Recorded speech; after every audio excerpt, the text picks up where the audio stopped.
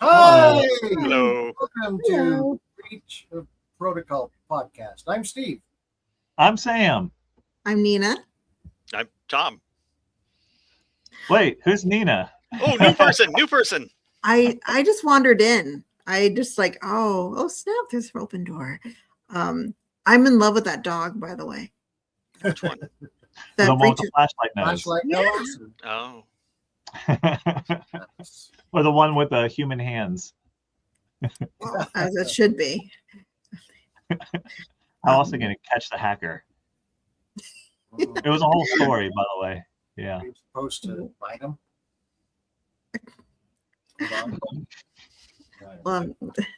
Thank you all for having me. Thanks for being here. Welcome. You are our very first guest, our very first live guest. Yay. Yes. You have to say something. You have to do an icebreaker now to introduce yourself. Who is your daddy? We believe in putting people on the spot. Don't we, Sam? Three truths and a lie is my favorite. Oh, wow. Yeah.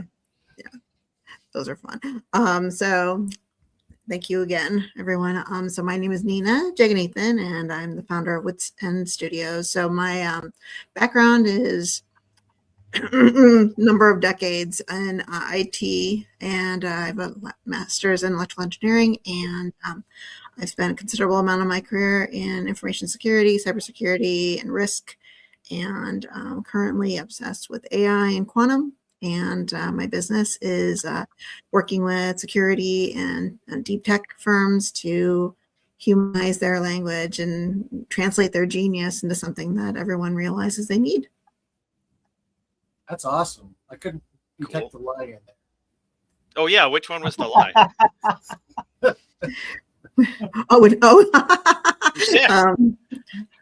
Three truths and a lie. I know. Yeah, it was a number of decades. Yeah, that was it. That was exactly it. So, yeah. I mean, well, what are we talking about this week? There's a lot of stuff in the news. Cybersecurity. I think it should appear at the bottom of the screen. Anthropic did it again. I don't know if you saw that. The Anthropic engineers. Oh, wow. Well, that's another. Oh, that's right. That's a new one. The crypto one. Yeah. The crypto was. So they were able to with their they were able to break encryption. They were able to, for one of them, Hawk, I believe, and they were, so basically all the timelines and everything there, that's like, we don't have to worry about that for like 10 years, 5 years. Now they're showing that it's actually maybe sooner rather than later. And the thing is, a lot of viewpoints are showing, good, then we can find, a company can discover their vulnerabilities. The problem is they're missing, so can the adversaries. Yep, that's Anthropic showing us that in a lot of ways. They're talking about trusting your platform. Trusting. Was it Anthropic that hacked Hugging Face? Do I have that right? No. OpenAI hacked Hugging Face. And Anthropic just hacked three companies. Yeah, they did. It just came out yesterday, I think. Released that they had hacked 3. Newsflash. Well, they said it was different though, because they said that instead of it going outside of instructions, it followed instructions, and their box wasn't as tight as they thought it was. They didn't. Well, so the latest I saw was that there was a misunderstanding, and that the contractor that did it or something like that didn't put it in a sandbox or. Okay. Right? So it was the contractor's fault.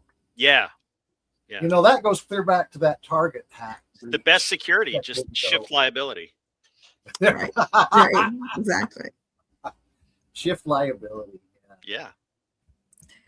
With the OpenAI and Hugging Face, that was pretty interesting, because initially it all started when OpenAI went to they were supposedly sandboxed, so they couldn't get out onto the internet, but they had access to a proxy that allowed them to pull down, libraries and things like that. And the proxy box had a 0 day, which means that it was not a known vulnerability. Anthropic discovered it. Sorry, I was reading at the same time as talking.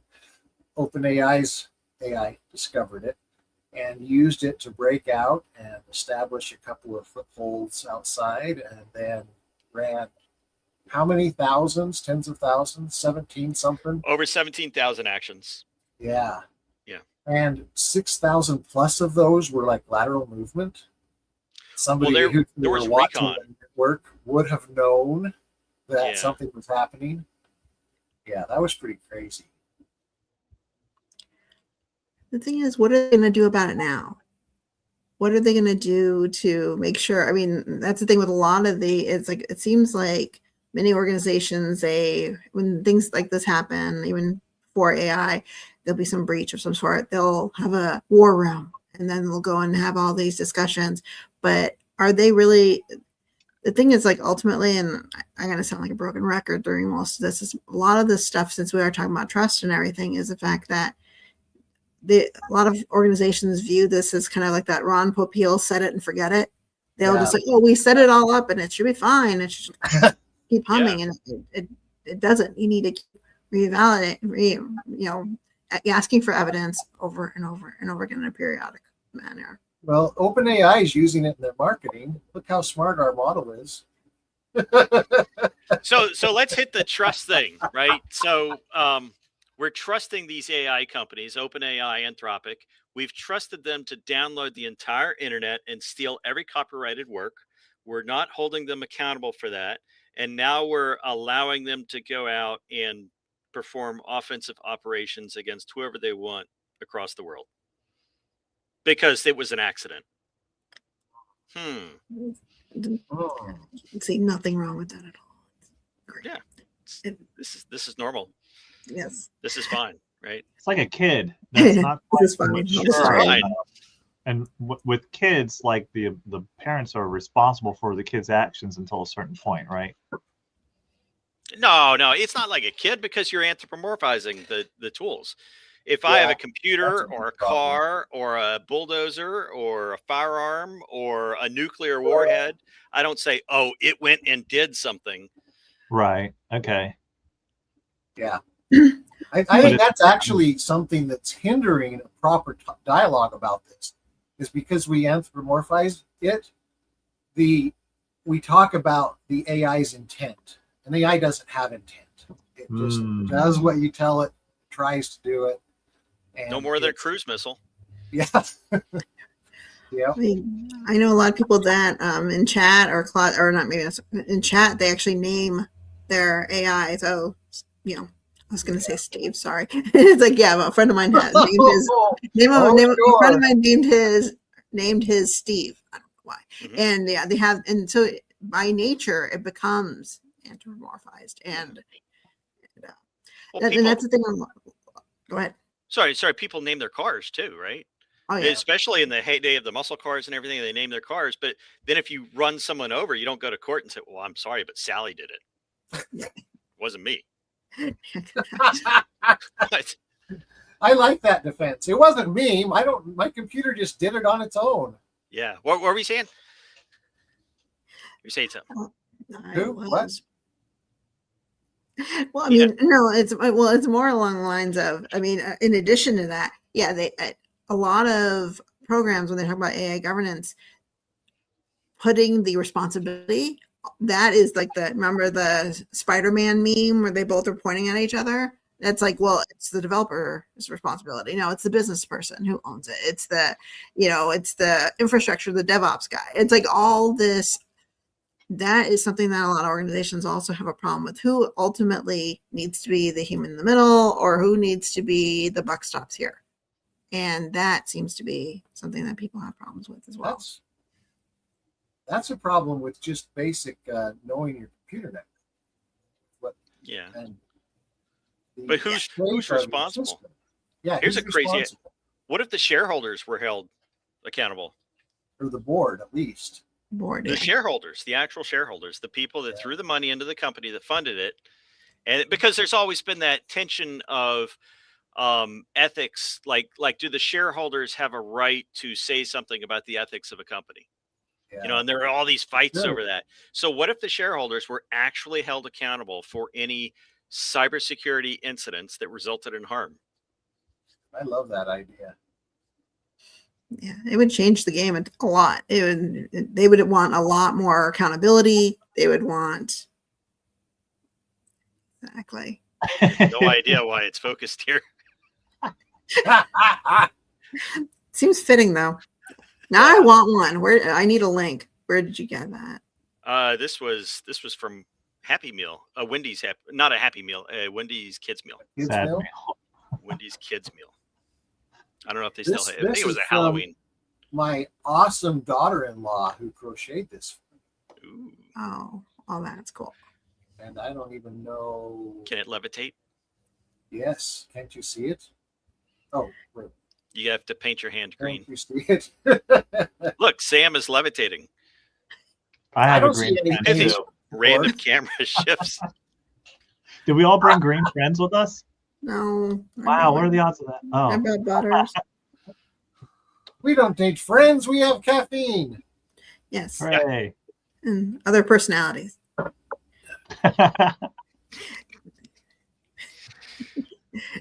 So I am the story about Anthropic and it breaking some crypto, especially some supposedly quantum safe crypto. I'm interested in both Nina's and Tom's take on that. I would love to talk about some quantum stuff. It's not what we do per se, but so the quantum safe crypto. I don't know. You may have seen. I've lost touch with it recently, but has there ever been a proof that any particular encryption algorithm is quantum safe? The last I saw that was kind of a gray area as to whether it was even theoretically possible to have some. And then I saw a bunch of stuff that said, well, maybe we can do everything quantum in polynomial time. So I've heard the same thing. And it's like that. And it seems like a lot of people are like, there's a lot of stuff for NIST. They have a lot of these words we have to read. No, previous topic. Let's go. I want to hear about quantum. Well, I mean, yeah. I mean, so like I know NIST has a lot of they have some way in terms of various quantum proof cryptography. But I'm hearing, I think it's still, there's no definitive yet from what I'm understanding. But having said that, the argument that's being made and convincing so is until then, it's going to take companies, a while to get their CBOM, their cryptographic book of materials up and like in place anyway. And no, because they have other stuff, and especially if it's like in manufacturing or OT or legacy, like if you're in utilities, they have these things from the 60s that still work, and they don't have, nobody's been able to do a good job replacing it. So there's stuff in there that's these black boxes and all this other stuff so that alone is going to take a few years for most companies that is saying the ones that actually know about it. The fact that so many people, I would say like, I don't even think it's an exaggeration. I would say like a good 90% of companies have no idea about this. Or they think it's something that is 10 years out, 20 years out. We don't have time for that. It's fine. It's fine. All this other stuff. And then I don't know if you guys I'm sure you're familiar with that harvest now, decrypt later. Mm-hmm. And all that stuff. Yeah. So, I mean, all that stuff is how I've been trying to urge organizations to get their house in order. So when these actual cryptographic standards are like put in place, and there is like KIPS and there's a few others that claim to be, but I still, I'm not 100%. It isn't there yet, but it will be. And I'm looking for the proofs. I'm looking for the mathematical proofs on either side. yes. I think there's another compounding factor here in that, and this is across all technology. Technology is getting cheaper and more available to the average person. So we see things like the Anthropic and the crypto thing there, and even if you take AI or LLMs and put it aside, it's getting cheaper and cheaper and cheaper to do compute things because AWS really tipped the scales when they gave compute power to everyone. They give it away free to start with. It's very low cost. And so even if we don't have special algorithms or whatever, it's just getting to the point where you can hop on the internet, you can leverage other people's data centers to do whatever calculations you want. If that's cracking crypto, if that's breaking into other companies, whatever. And it's cheap. It's an economics problem. Yeah, absolutely. And the thing that's also to that point too, yeah, and that's what was so enticing about the Anthropic is the fact that the problem that the C-bomb and building all that up is sooner rather than later. People need to get their houses in order before it's still like exactly because if adversaries are able to use the same tools to figure out every vulnerability your company has, it'd be able to breach and grab everything, and people are sitting ducks. And that, at least, I was like, yeah, that alone, like you guys have mentioned, all the other things that Anthropic's been doing and all the others, there isn't enough socialization of it. People still are in their own bubble, and they're, rightfully so, they're busy working on actually getting their business up and running, or they have other things that are higher priority. But I don't know, it should be a little bit more hair on fire, in my opinion, than it is. And that's what got me in this rabbit hole in the first place, is I found out about it, and I'm sure scientists love me because I'm like acting like, hi, I just saw this, so now it exists. It's been going around, and they've been, knowing about this forever. And they're like, yeah, right now, only now, right, really? And so, but that's exactly it. It's like when I found out that the potential to break encryption was there, like just all the financial implications and stock market, all this stuff, and it's like, yeah, it's absolutely crazy, and that's why, I started bugging a lot of people globally on teach me what you know, and becoming little friends with everyone, just because I want to. They are already way above and beyond what normal humans can do. So just to be able to understand where they see things going. Also, the cool thing, even, I know it's a little bit off topic, but the fact that quantum can potentially, the computing power can help with pharmaceuticals and help with a lot of manufacturing and logistics and everything. There's a lot of great applications. And what if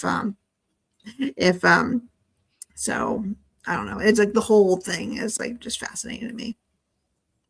With all of the cryptographic encrypting of things, and the key size, the shorter the key is, the easier it is to break, the longer it is, the harder it is to break. And supposedly, and you guys correct me if I'm wrong about any of this, supposedly quantum is going to make it easier to decrypt the long key size stuff. But isn't it always a trade-off versus how secure you are and the cost to be secure versus the threat of what it is you're securing? I don't know. What do you guys think? Yeah, there's a couple things in there. So one is search space, and when you talk about key size and quantum, you're talking about what is the computational effort required to discover a secret, like to reverse a function or to factor numbers, for example. Mm-hmm. And we can have, with a large key size, you have to go through and search many, many different possibilities before you find the right key. So many that it's not tractable. And then with quantum, what the hope or the promise is that you've got a quantum algorithm that will be able to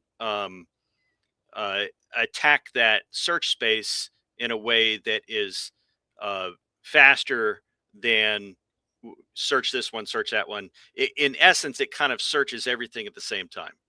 And so it goes a lot faster. It's like running things in parallel, but it's not quite parallelism. It's leveraging quantum things. I'll just leave it at that. The that's one part, but the other part of this, so that's just the, if you're talking about state actors, or like US banking is encrypted and China's trying to crack it because they want to crash our economy, or Russia is, or that's that sort of stuff. Then there's things like key management. And that's the kind of the stuff that Nina was talking about, that you've just the simple nuts and bolts things of, do you even know what protocols your stuff is using? Do you know what equipment it's running on? Do you know what the failover mode is, or the failover conditions, the edge cases? If you need to change your key material, or you need to change your algorithms that are being used, you have to do it on both ends. How do you share keys across the link? If you use public key and cryptography, like public-private keys, it's a lot easier. That was a great thing, but it's still, there are still vulnerabilities there for different cases. So there's, on the one side, the theoretical stuff, and then the other side, there's the practical nuts and bolts, like, did I accidentally leave the password on the refrigerator or something, ramble.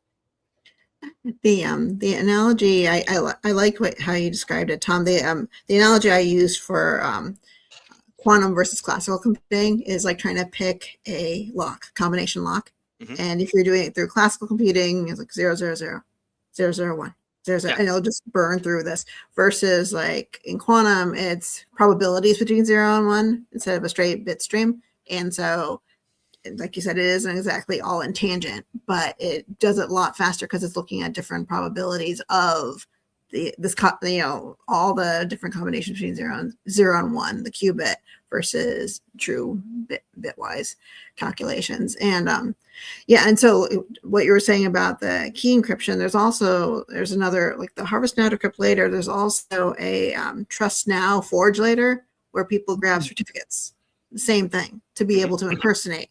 So that's another threat vector that quantum will, the rise of quantum will bring forth. And then wow, that sounded very dramatic. And so like that's another threat that companies need to be aware of, that if you let certificates expire, if you are leaving that wide open and vulnerable, that is also something that can be leveraged in a later date when they're able to get when they will break that level of encryption. Yeah, speaking of I forget how you said it, but basically the trust who someone is now, and then later it's going to be forged. There is a whole class of cyber attacks that I think it's the most used, that causes the most recorded damage, and that is the click fix stuff, where you're trusting, you the victim are trusting that something is going to do something for you that you want, but it actually does something else, and the instructions that you're following are from a bad actor.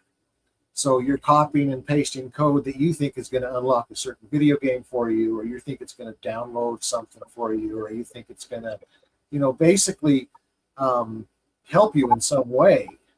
And then when you run it, it installs code so that your computer is compromised and controlled. And that's the kind of thing that is happening all the time, and it's never going to stop. You can't block people communicating. And phishing's the same thing. You can't block people communicating. It's all the same thing. Yeah.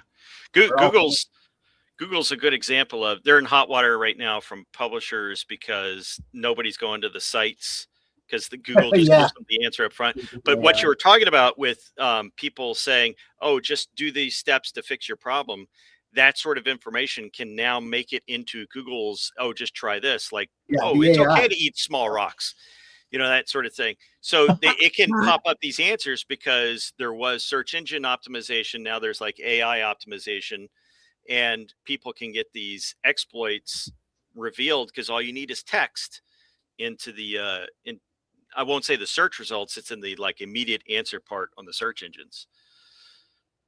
Yep. Makes it worse. It really People makes trust me it. feel like this whole quantum breaking encryption stuff is just another like step in a bigger like attack chain, right? And so that makes me think it's like, this way of thinking about cybersecurity is like, well, we have a list of known vulnerabilities, so then we have to try to like patch them, right? And we try to safeguard them as like, you know, it's the whole like compliance checklist makes you feel safe idea, but it's not the that's not like the end game. This is just like one component now. Yeah, it's part of the stream. And in fact, I think, did you guys see how Google with Chrome is going to start rolling out updates twice a week of patches because there's so many vulnerabilities discovered by AI? Well, there's no way that people. But they introduce new bugs also. Exactly, when they do that. exactly. There's no way that all that code's getting reviewed for new bugs. Fix one, break two, Charlie. Exactly. And if we look at the OpenAI Hugging Face incident, you can see that the attackers do chain a ton of stuff together to get to where they want to get. And they can also continually fail. They only have to achieve what they're trying to do once, and they can fail literally tens of thousands of times. And if the system is set up to let them do that, which most systems are, then they will achieve what they're trying to achieve. I'm speaking of that. Go ahead. It's not magic, too. What the AIs are doing, it's just work, right? Yeah. It's just work that a person would do, or a team of people would do, or an entire organization would do. It's just now you've got somebody's multi-billion-dollar data center doing it for you. Yeah. That's something we've talked about before, is that the AI is not really doing anything new. It's taking a bunch of stuff that already exists and maybe putting it together in different ways, but nothing extremely novel comes out of it, right? Yeah, because AI, LLMs specifically, are just autocomplete.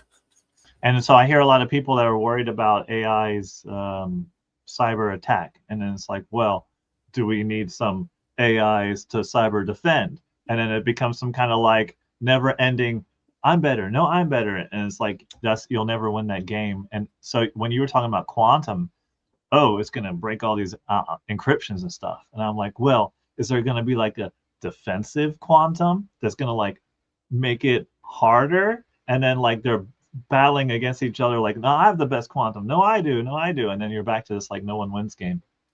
There actually is a good quantum. You could do quantum encryption over a distance, quantum communication, right? So the data actually doesn't travel through the space in between. And then, how can they break it if they can never see it? Whoa. So if you don't, how can they break it if they never see it? Which gets back to really everything. The OpenAI would not have been able to hack into Hugging Face if they couldn't see it. And you have this really good quantum, and then you trick an employee to click a link in the email, and it's like, you guys referenced this maybe a couple of episodes back about like an insider threat. It's almost, it all still goes back to that. So it's like any infrastructure is as strong as so and so not clicking on the I won a lottery ticket. Oh, cool! I got something from Uber Eats. And it's phishing and stuff like that. And unfortunately, it's the training and awareness is also key, and a lot of companies don't spend money on that too. And it's like I always find it very amusing that in the organizations I work at, when you get to a certain point, that everyone's as bitter as I am. They don't. they don't. They're cynical. They don't click on anything, and it's like and anything even legitimate, like no, I'm not gonna. So I've went ahead and pretended like anytime I was given work by my manager, I'm like, that's a fish, and I'll like pretend like I don't know what that is, and so, but that's exactly exactly, and so there's all these facets of it. It isn't just the one thing, and organizations need to look at it more of a holistic viewpoint, and they kind of don't in a lot of cases. And it starts with knowing what's going on in your network. Yeah. Exactly. But you brought up a good point before, in that people are running their business, and it's really hard. And you use the IT stuff, and IT's always had a hard time getting budget and stuff to justify its existence. But the IT stuff that we got is the lowest cost, and because it's the lowest cost, it's what Sam said. It's, you don't know what's going on. It's random. I think Cisco just had another high severity exploit in their firewall. I think one of their firewall products. It's a new week, right? So yeah. So I mean, as for anyone out there that's running a business, maybe they own a small business, or maybe they're working for a bigger business, and they've got these information technology tools, these computers, even monitors, for example. You can't trust these things at all, and that goes back to the original thing when we, the opening line on the podcast or live cast or whatever this is. Yeah, trust. That trust. You don't trust these machines that you're using, because you just can't. There are way too many people on the planet, and now way too many automated processes that are trying to get into these machines, and these machines were never, ever designed to be secure. No matter what the companies tell you, no matter what Microsoft, Cisco, whoever says, none of this stuff was designed to be secure. It was meant to have a high profit margin for the people that made it. That's it. It was an optimization problem, and your security was not part of that equation. Right. Well, speaking of things that aren't secure, you guys, I'm sure, all saw the stories about all the water plants getting hacked. Oh yeah. Oh Yes. no. Now, what I I'm a found big fan of interesting water. is it's continuing to happen, and it's not Yes. just in Minnesota. It's all over the U.S. And some people think that it's Iran. That is not proven, but the initial I won't say initial because it's been going on forever, but the big news story from a couple days ago, where there was 30 plus water plants hacked in Minnesota, water systems, because it also included waste systems. It wasn't just water. Happened at the same time as the big T-Mobile outage. And what's even more interesting is all of the people at those water plants say their systems that were hacked were the ones with cellular modems. Mm. Cellular modems was the way to get into it. And yeah, I find that interesting. I also wonder, it's pretty noisy to see these kind of things. They're very obvious and loud. Is it trying to take attention away from something else that's happening that's quieter? Could be. Yeah. It's possible. I was wondering, it's like, here's the distraction. Here's exactly. Yeah, totally legit strategy. And something else people need. So we're at war, right? The United States is at war with Iran right now. And our allies are at war with Russia. And there's people that, yeah, absolutely. Russia's at war. People want to kill people. And when you see lots of water treatment plants starting, I mean, it was kind of a proof of concept when China was caught in, onesie twosies. And now it's much more widespread. They say, well, maybe it's Iran. They want to kill people. And it's, it's a matter of time. Look at the ransomware gangs. These are organizations, usually organized crime, that have no morals at all. And it's a matter of time before a hospital gets an email that says, you either deposit $1 million in this Bitcoin address, or we terminate everyone in ICU in 15 minutes. So then the I'm not going to pay thing takes on a whole different, flavor. It's like, well, wait a second. And it's, anyways, there's my doom and gloom for the day. I'll jump in. How would you safeguard against that? If you were the one in charge of that hospital's networking, what would you do? Get off the internet. That's step one. So why does everything have to be plugged into a single global network that has everybody on the planet has access to it? Convenience. Well, okay. Yeah. I just met Nina, and there is a unbroken chain from my computer all the way through the world to your computer. Yep. Well, you believe that because of the video and audio, but I don't think I'm real. I'm an AI. I mean, Yeah. You can't attack anything you can't see. yeah. Going back to, have you guys seen The Pit? Yeah, that's one of my. Remember, there was an episode that a neighboring hospital was hit by ransomware. So, in order to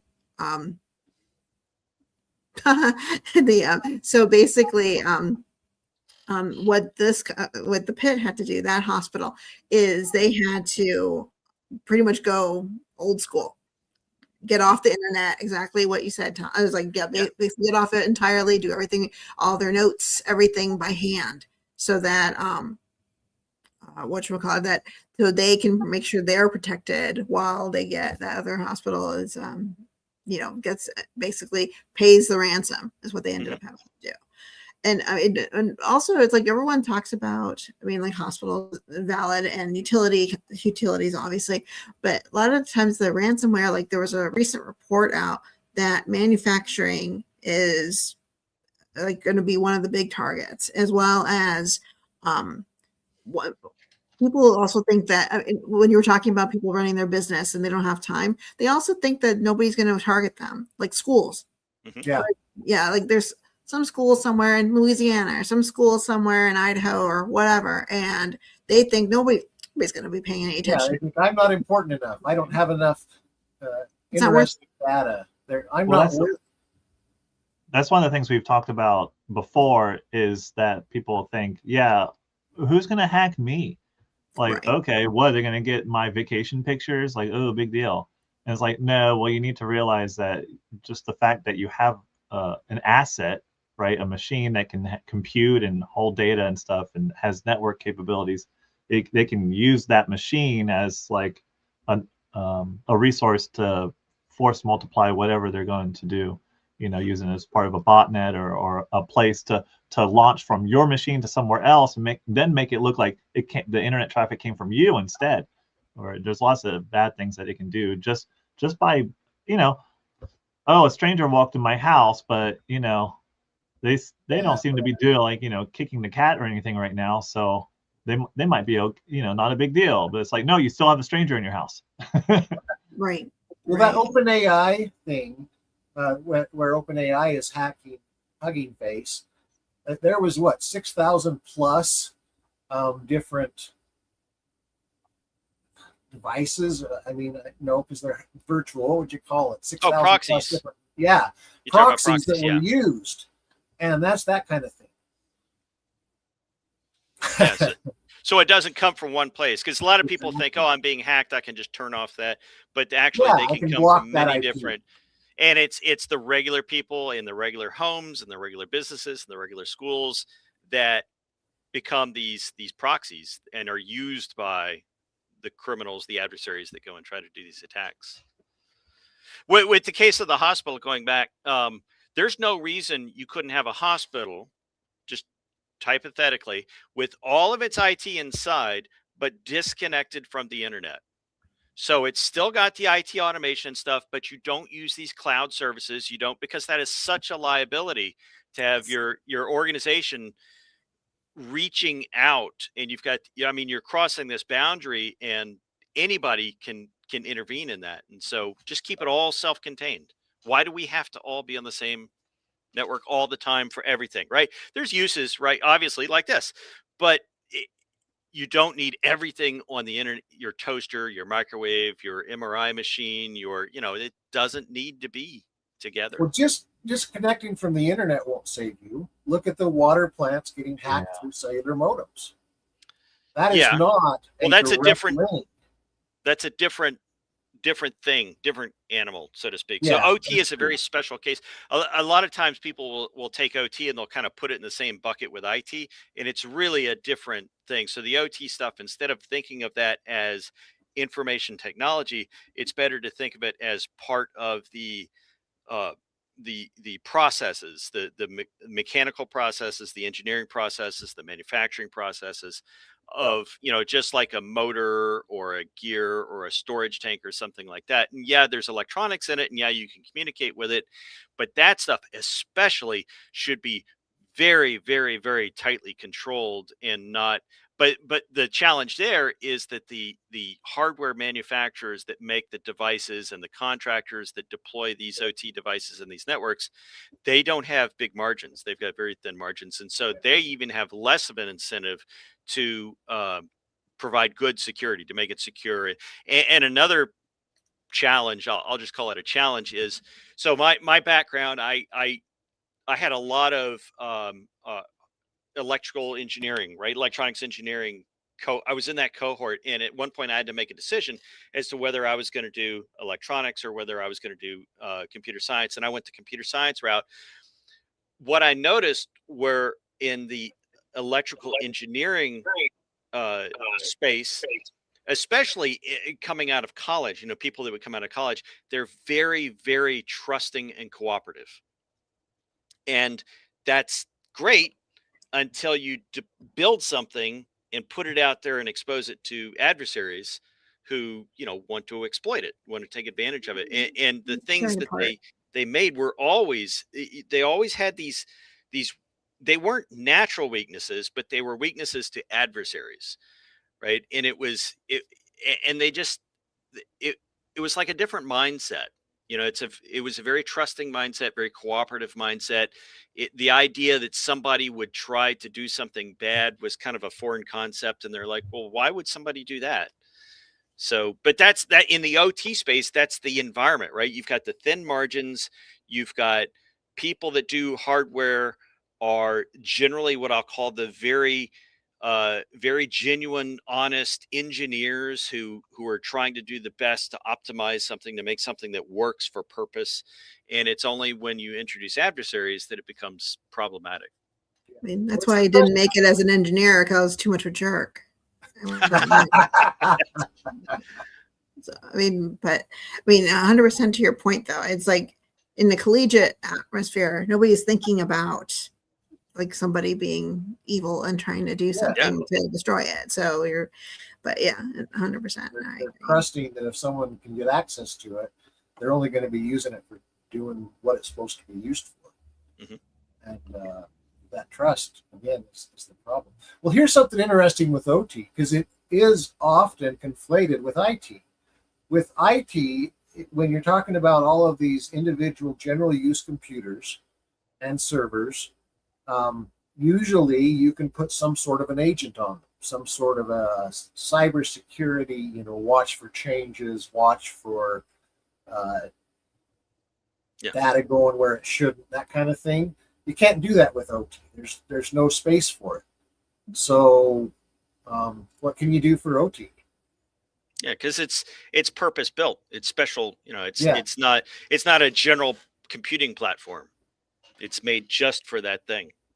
I'd put Ridgeback on it. Yeah. That's just me though. That's Ridgeback is designed to watch the whole network, not just endpoints that can have an agent put on it, but to watch the whole network and see who's talking to who, and see who's attempting to talk to things that don't exist. And it's buy Ridgeback to improve your foresight from LinkedIn.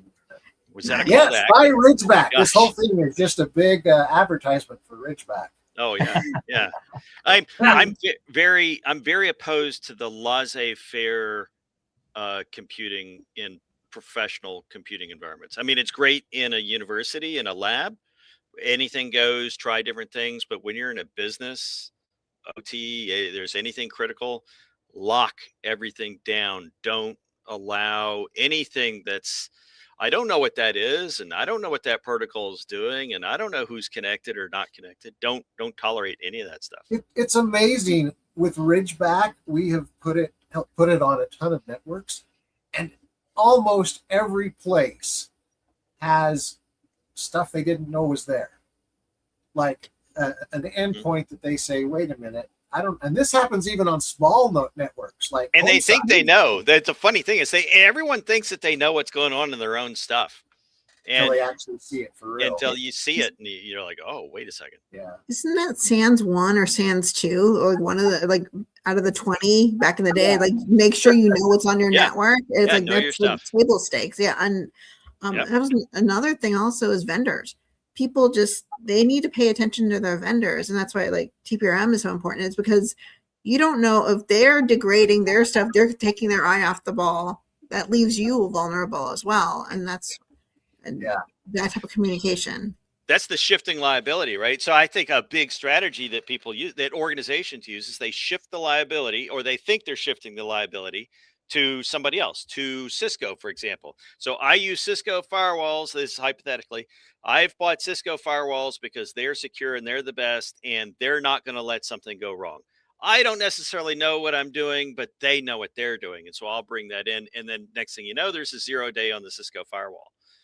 It's like and then there's companies that just hire lawyers. They fire all the IT staff, they staff up the lawyers, and whenever anything goes wrong, here comes the team of lawyers. I don't get that logic. I understand. I know. I totally agree with you. I don't understand why that. It's sort of like a lot of times not to, like, salespeople actually. That's how they get in the door. You don't have to worry about it. If this keeps you up at night, we got you. You don't have to worry about it. So we'll keep, and I defy anyone to give me 100% guarantee that will never, ever. I mean, if they do, then they're selling you something. And it's like that. Yeah. You're doing the best you can. You have to. Well, transfer is one of the popular strategies to deal with risk, right? You can avoid risk or mitigate it, accept it, which is like do nothing, or transfer, right? So, I mean, whole industry is built around that, right? Yeah. There's an MDR place. I'm not going to name them, but there was a company, and they downloaded some a Trojan, basically, under the guise of a useful application. And it sat on their networks doing bad things for 2 weeks. And then after 2 weeks, the MDR company called them and said, hey, you've got malware running on your network, and it's been there for 2 weeks. And they said, well, why didn't you tell me 2 weeks ago? And the problem is that they didn't know that it was malware until somebody reported it as malware somewhere. Right, because that's usually how it works. Is you might suspect or whatever, but unless somebody sits down and analyzes it, you don't know for sure. And there's a lot of legitimate stuff that's just kind of broken, janky, whatever, that looks bad, but it's not really bad. But it looks bad, and so that would be your false positives. But so there's this delay, and a lot of people don't realize that if they hire someone to come in and watch their systems for them, they're just looking for feeds for indicators of badness, and it may or may not be timely. It's, who knows? Yeah.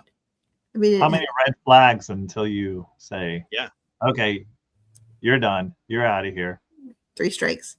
Well, at Cloudflare, it was 4 days worth of red flags, or not Cloudflare. I'm sorry. I don't mean Cloudflare. At Hugging Face. At Hugging Face, it was 4 days of red flags?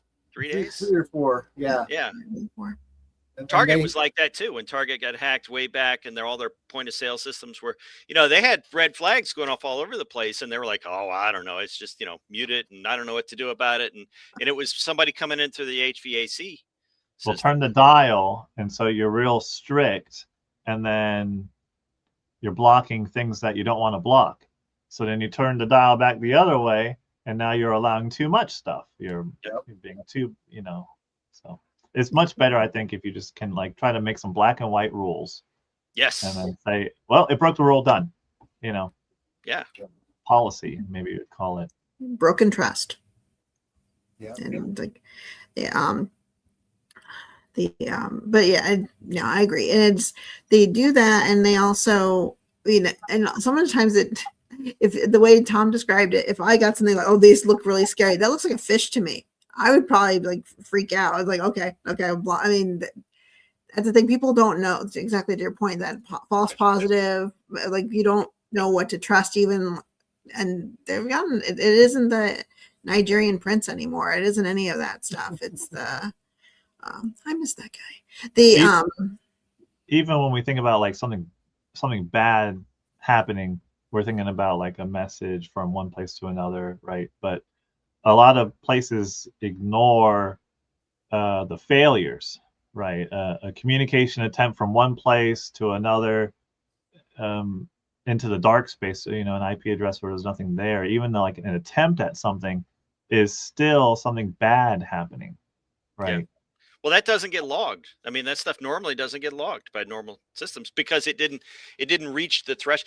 This is another frustrating, exasperating story.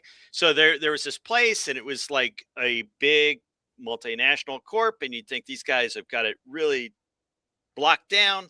And it was a security team, and they were talking about reconnaissance, basically reconnaissance on a network.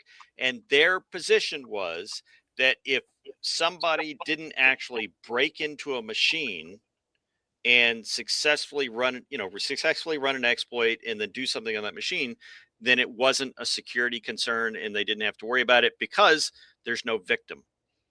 Wow. So it doesn't matter if somebody's running roughshod all over the network, as long as they didn't actually break anything, as long as they did, then it's okay because there's no victim.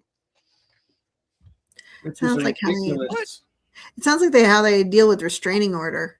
Like it's like that person didn't actually do anything to you, so don't worry about it until they actually successfully harm you in some way. Then we're not gonna. Well, what do you guys see as the big? What do you guys? Who's this new girl? No, it's like, what do you guys see as the big with everything? All of these things have that trust underpinning, but in terms of like, especially with what Ridgeback does, what do you see as something that you would be able to help, like, mitigate? Well, the one we just talked about, definitely. Mm-hmm.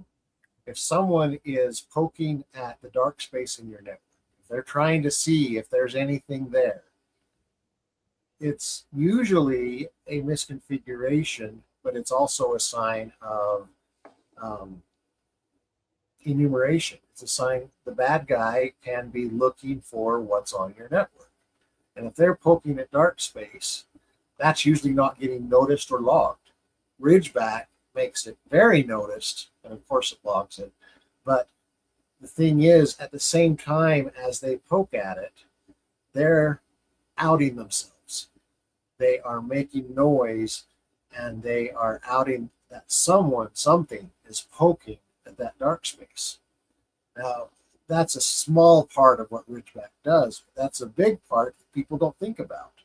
If you can, black and white, like Sam said, have a rule that says, if you are on my network, you only go where you're supposed to go. Otherwise, it can be as minimal as getting logged, send an email. It can be as maximal as kicking them off the network. And so that's the kind of thing that Ridgeback can do to help.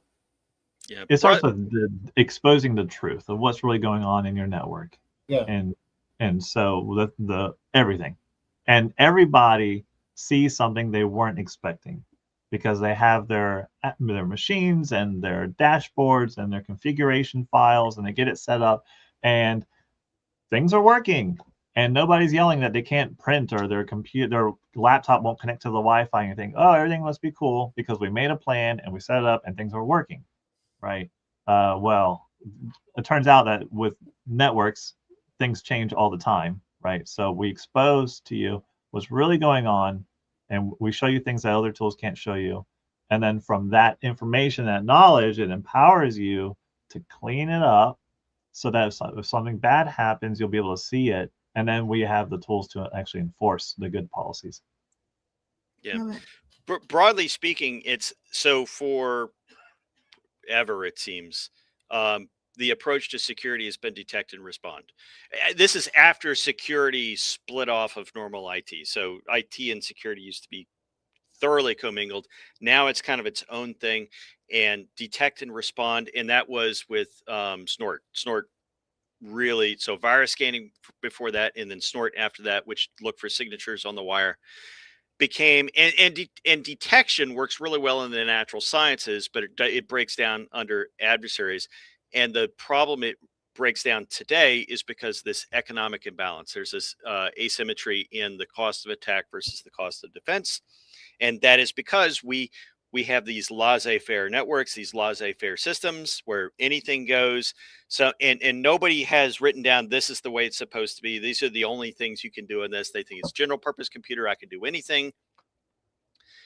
And, and then my brain goes offline. So you know, what I preach is that you've got to look at this as an economic argument, and you've got to say, what do people need to do? What do defenders need to do?